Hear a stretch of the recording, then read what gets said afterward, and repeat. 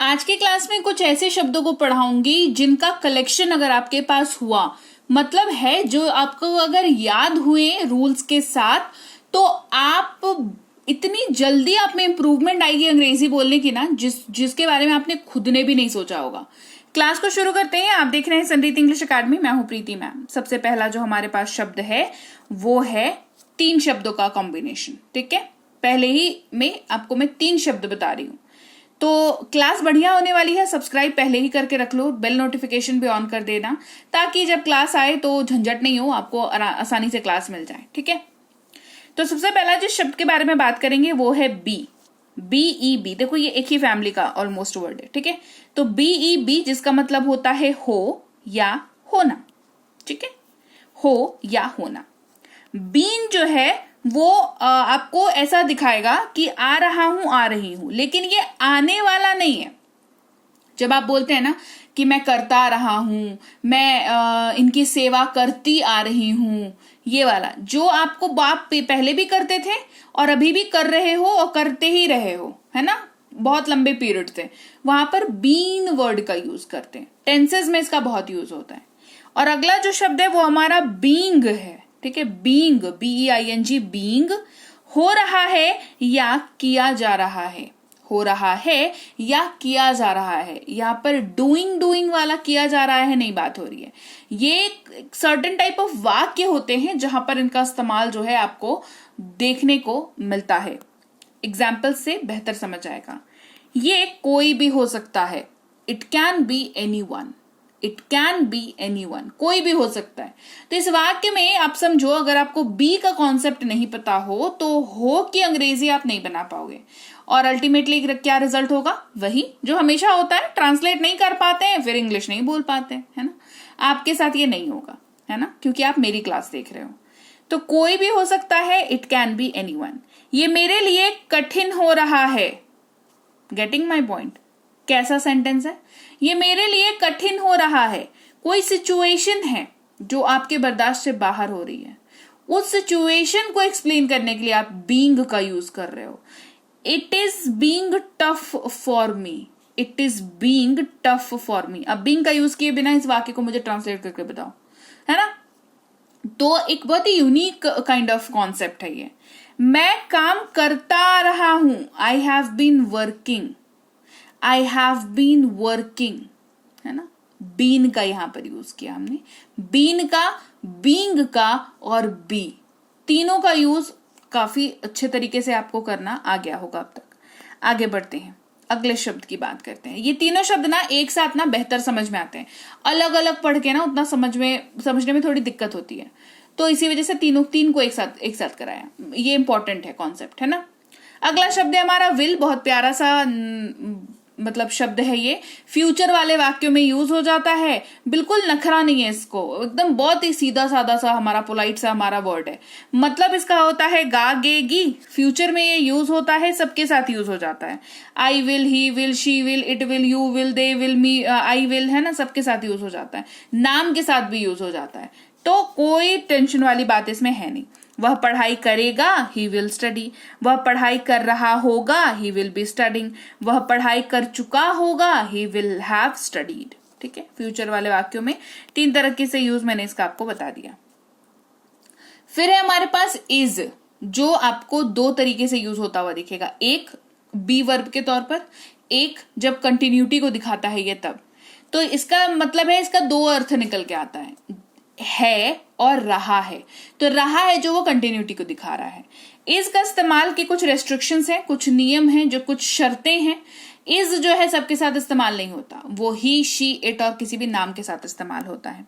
वह एक डॉक्टर है, करंट स्टेट को दिखा रहा है, ही इज अ डॉक्टर। वह पढ़ रहा है, कंटिन्यूटी को दिखा रहा है, कॉन्टिन्यूअस को दिखा रहा है, ही इज रीडिंग। क्लियर। फिर वहीं पर एम जो है वो एक ऐसा शब्द है जो सिर्फ आई के साथ यूज होता है, और ये भी 2 स्टेट्स में यूज होता है। एक ये बी वर्ब को दिखाता है, दूसरा ये कॉन्टिन्यूअस को भी दिखाता है। हूं और रहा हूं, इसका मतलब होता है मैं पढ़ता हूं, आई स्टडी, मैं पढ़ रहा हूं, आई एम स्टडिंग। डिफरेंस समझ में आ रहा है? क्लियर। एक स्टेट ऑफ बीइंग मतलब जहां पर वो है, एग्जैक्ट स्टेट को दिखा रहा है, करंट स्टेट को, और एक कॉन्टिन्यूटी को दिखा रहा है। ठीक है, आर है और रहे हैं, ये आर दिखाता है, आर के कुछ लिमिटेशंस है। आर यू वी दे के साथ इस्तेमाल होता है, यानी कि you are, we are, they are, यही आपको दिखेगा वाक्य इस्तेमाल होते हुए, ठीक है। हम लोग पढ़ाई कर रहे हैं, वी आर स्टडिंग, हम लोग पढ़ते हैं, वी स्टडी, है ना। तो ये अगेन कंटिन्यूअस और करंट सिचुएशन, ठीक है। अब पास्ट की बात करते हैं थोड़ी सी, है ना, जहां पर आपको दो शब्द दिखेंगे, वॉज और वर, और ये दोनों तरीके से इस्तेमाल होते हैं, जैसे कि इज एम आर इस्तेमाल मैंने आपको बताया। डिफरेंस क्या है, पास्ट में यूज होता है, यानी कि ऐसे वाक्यों में जिसमें आप था, थे, थी यूज कर रहे हो, या रहा था, रहे थे, रही थी यूज कर रहे हो, ठीक है। वॉज, था, थे, थी, मतलब कुछ लिमिटेशंस है शब्द के भी, ये सबके साथ यूज नहीं होता है। ये आई, ही, शी, इट और किसी भी नाम के साथ यूज होता है। I was, he was, she was, ऐसे करके। मैं एक लेखक था, आई वॉज अ राइटर। मैं दौड़ रहा था, आई वॉज रनिंग, दोनों स्टेट, ठीक है। मैं लिख रहा था, आई वॉज राइटिंग, यहां पर रहा था, रही थी, रहे थे वाला सीन बन गया, है ना। फिर है वर, थे या थी इसका इस्तेमाल होता है, ये वर्क वॉज का ही समवॉट कह लीजिए एक्सटेंडेड यूजेज, मतलब एक्सटेंडेड नहीं, डिफरेंट वर्ड है, पर वॉज और वर जो है वो साथ में ही जाते हैं। क्यों जाते हैं, क्योंकि अगर इनको साथ में नहीं पढ़ाऊंगी तो फिर कॉन्सेप्ट बिल्कुल ही अलग अलग लगेगा, बिल्कुल उड़ा उड़ा सा लगेगा, तो फिर आपको याद रखने में तकलीफ होगी। वॉज हमने याद कर लिया, वर देख लो। वर के लिमिटेशंस क्या है कि वॉज जिनके साथ नहीं यूज होता है उनके साथ वर यूज होता है, यानी कि वॉज जो है वो I you we they, I he she it name के साथ यूज हुआ। छूटा क्या, यू वी और दे छूटा, इनके साथ वर यूज होगा। You were, they were, we were. हम खेल रहे थे, वी वर प्लेइंग। हम व्यापारी थे, वी वर बिजनेसमैन। कॉन्टिन्यूअस और करंट स्टेट दोनों में यूज हो जाता है, यानी कि थे, थी, रहे थे, रही थी, इस तरीके से यूज होता है।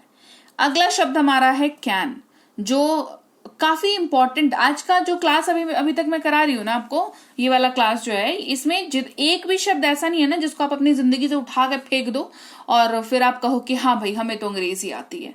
भाई अंग्रेजी आती है, ये कॉन्फिडेंस लाने के लिए ये शब्द आपको अपनी जिंदगी में चाहिए ही चाहिए, चाहे कुछ कर लो, है ना, चाहिए ये सारे शब्द।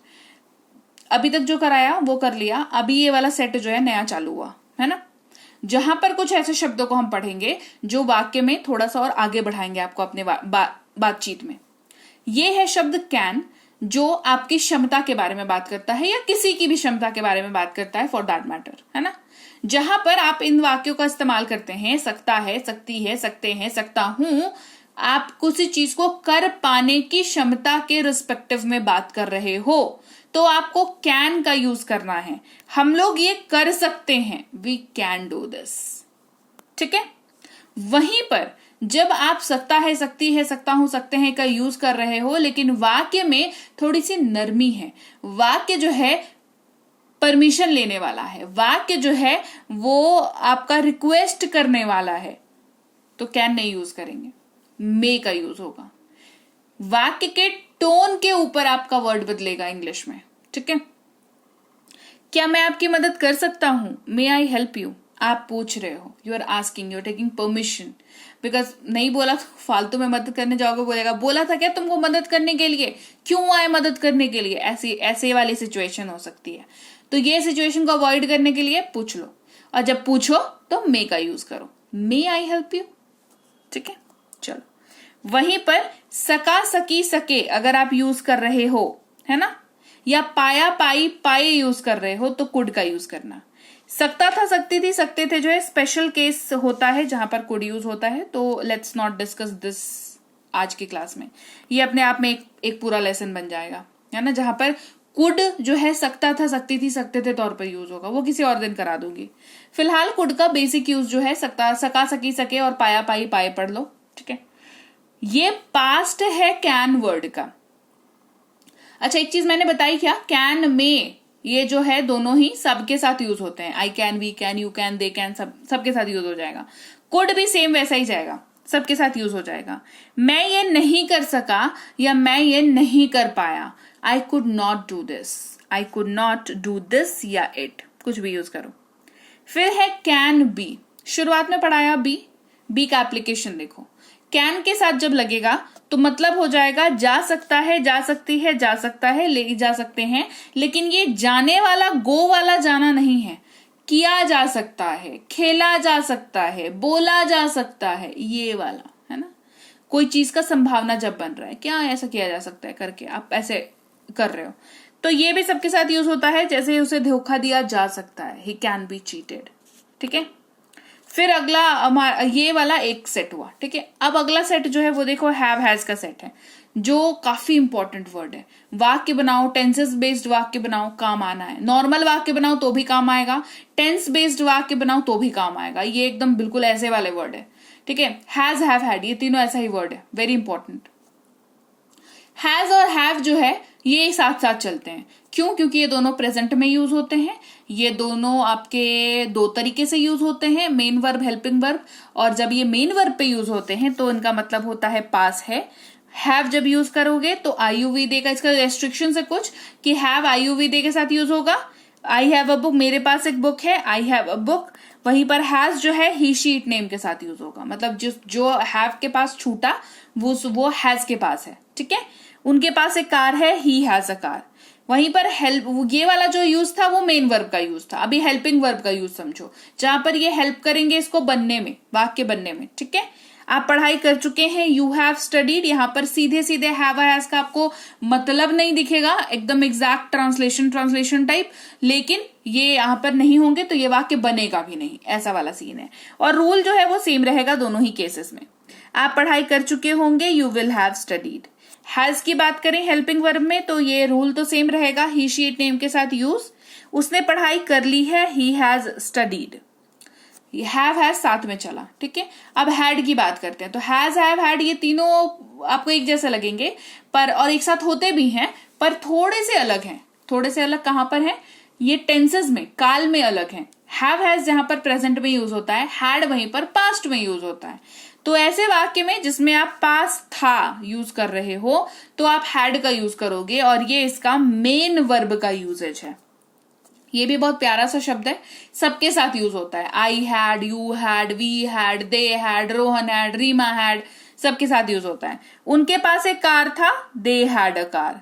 हैड हेल्पिंग वर्ब के तौर पर भी यूज होता है, जहां पर आपको इसको यूज करना है टेंसेस में, टेंसेस बेस्ड वाक्यों में। वह पढ़ाई कर चुका था, he had studied. Same logic, सीधा सीधा आप रिलेट नहीं कर पाओगे बट है वो वाक्य, नहीं होगा नहीं बनेगा। ठीक है, रूल यहां पर भी सेम रहेगा हैड का। ठीक है, अब हम लोग अगले सेट ऑफ वर्ड्स की बात करते हैं, जहां पर टू का एप्लीकेशन हम लोग देखते हैं, जो आपके वाक्य को बनाने के अनुभव को बिल्कुल ही अमेजिंग कर देता है। सबसे पहला है अबाउट टू।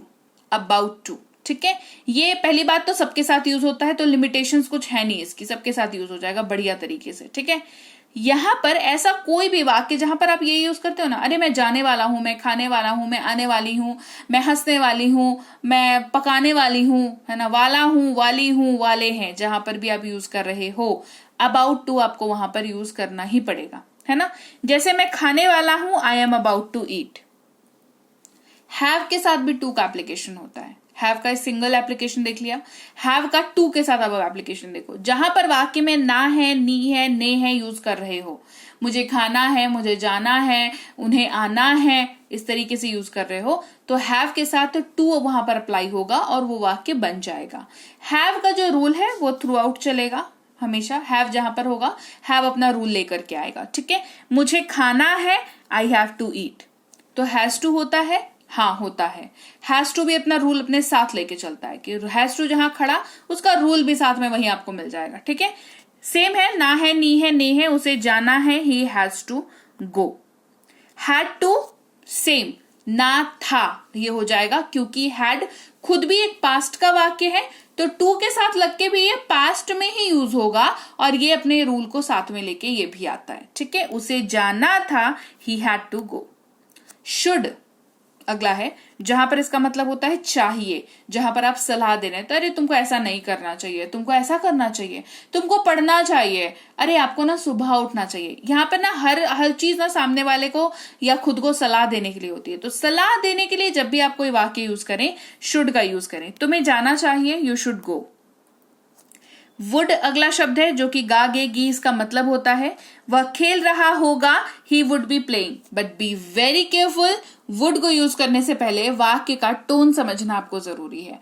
वाक्य का टोन या तो डाउटफुल हो या तो आपका थोड़ा सा संदेहजनक हो, या तो पास्ट वाले परंतु भविष्य वाले किंतु पास्ट में कहे जाने वाले वाक्य हो। ऐसा थोड़ा सा डिफरेंट वाक्य होता है जहां पर वुड यूज होता है। ठीक है, मतलब वुड एक ऐसा टॉपिक है जिसके ऊपर अलग से पूरी एक क्लास बन सकती है। अगला शब्द है माइट, जहां पर होता है शायद हो सकता है, वह शायद जा सकता है, ही माइट गो। मस्ट, जहां पर माइट जो है माइट वाला सीन नहीं रहेगा, जहां पर एकदम होना ही चाहिए, है ना, अवश्य चाहिए, एकदम बिल्कुल फर्म नेसेसिटी चाहिए, मतलब चाहिए ऐसा वाला सीन। तुम्हें अवश्य जाना चाहिए, यू मस्ट गो। फिर हमारे पास है अगला सेट ऑफ वर्ड्स जो नॉर्मल तो यूज होता ही है, पर ये इनकी खासियत ये है कि ये सवालों के माध्यम से बहुत बढ़िया यूज होता है। वो है डू, डज और डिड।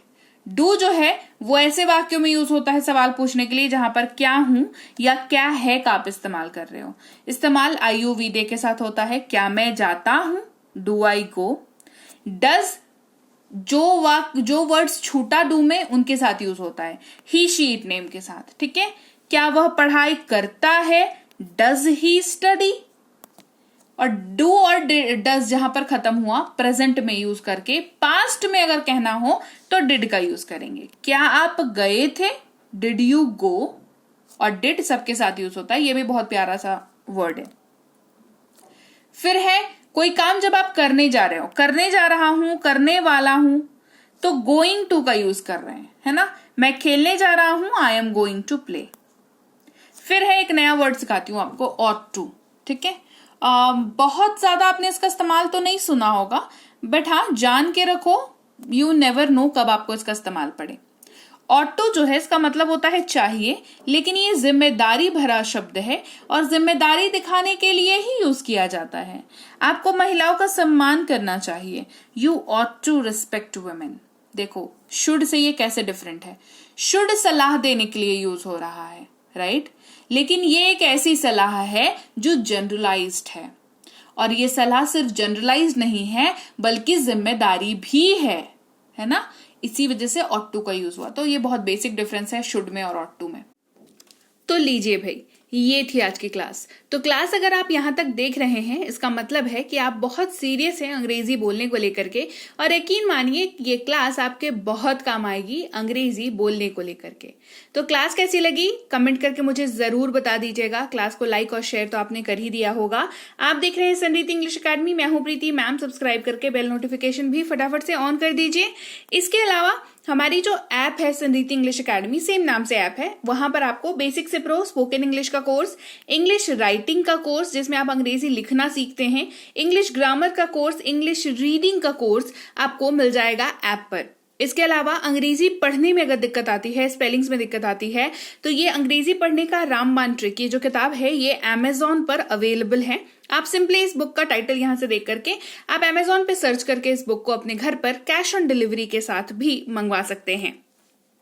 इसके अलावा अगर आपको ई बुक्स की जरूरत है, तो चाहे वो वर्ड मीनिंग की ई बुक हो, टेंसेस की हो, आपके स्पोकन इंग्लिश की हो, ग्रामर की हो, या मिनी स्पोकन इंग्लिश स्ट्रक्चर्स की हो, जो कि क्विक रिवीजन का आपको मौका देती है, क्विक समझने का आपको मौका देती है, ये सारी की सारी ई बुक्स जो है हमारी ऐप पर अवेलेबल है। ऐप में जाकर के आप इनको इजीली वहां पर ले सकते हैं। इसके अलावा हमारी क्लास, हमारी पेड क्लास या किसी भी तरीके की अंग्रेजी को लेकर के समस्या अगर आपको आ रही है, तो इस नंबर पर व्हाट्सएप मैसेज करके आप हमारे साथ संपर्क कर सकते हैं, हमारे ग्रुप में जुड़ सकते हैं। और इस किताब को मंगवाने के लिए भी आप सिंपली इस नंबर पर व्हाट्सएप मैसेज करके भी इस किताब को अपने पास मंगवा सकते हैं। और हमारा ऐप कुछ ऐसा दिखता है गूगल प्ले स्टोर पर, वहां पे आपको यहाँ पर इंस्टॉल कर लेना है ऐप को अपने मोबाइल पर। इसके अलावा व्हाट्सएप का ग्रुप हमारा जरूर ज्वाइन करके रखें, रोज की फ्री क्लासेस आपको मिल जाती हैं। टेलीग्राम का चैनल हमारा जरूर ज्वाइन करके रखें, वहां पर भी आपको क्लासेस मिल जाती हैं, कुछ इंपॉर्टेंट अनाउंसमेंट होता है वो भी आपको पता चल जाता है, और ऐसे आप जो है अंग्रेजी के संपर्क में बने रहते हैं। तो thank you so much for watching आज की क्लास को। मैं आपसे मिलूंगी आपकी अगली क्लास में। Till then thank you so much for watching. Stay tuned to Sanriti English.